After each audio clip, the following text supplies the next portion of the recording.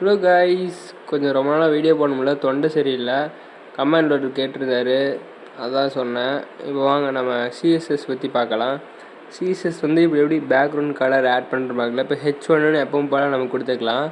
அதுக்குள்ளே ஸ்டைல்டுன்னு க்ரியேட் பண்ணி அதுக்குள்ளே பேக்ரவுண்ட் கலர் பண்ணி பேக்ரவுண்ட் கலர் சூஸ் பண்ணிக்கலாம். சூஸ் பண்ணிவிட்டு நான் ஜிபியூன்னு போடுறேன். போட்டு நெக்ஸ்ட் லைனில் H1 டேக் க்ரியேட் பண்ணி அதுலேயும் ஸ்டைல் க்ரியேட் பண்ணி பேக்ரவுண்ட் கலர் நான் இப்போ ப்ளூ கலரில் கொடுக்குறேன். அடுத்து அதுலேயும் நான் இப்போ நீட் ஃபார் ஸ்பீட் அப்படின்னு டைப் பண்ணிக்கிறேன் அந்த H1 டேக்கில். நான் அடுத்த இது டேக் யூஸ் பண்ணி H1 க்ரியேட் பண்ணி அதுலேயும் ஸ்டைல் போட்டு பேக்ரவுண்ட் கலர் போட்டு அதுலேயும் நான் ரெட் கலர் கொடுத்துக்கிறேன். அது ப்ரௌன் கலர் மாதிரி கம்ப்யூட்டரில் வரும். FESன்னு போட்டு 140ன்னு போட்டுறேன். அப்படி பண்ணால் டைமும் ஸ்டோரேஜும் ரொம்ப அலோகேட் ஆகும்.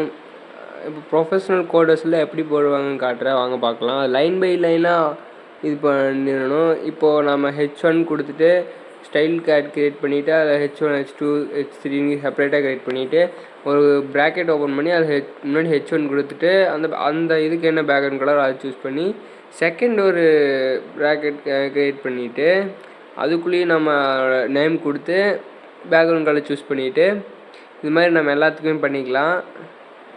H2க்கு பண்ணிக்கலாம். H2க்கு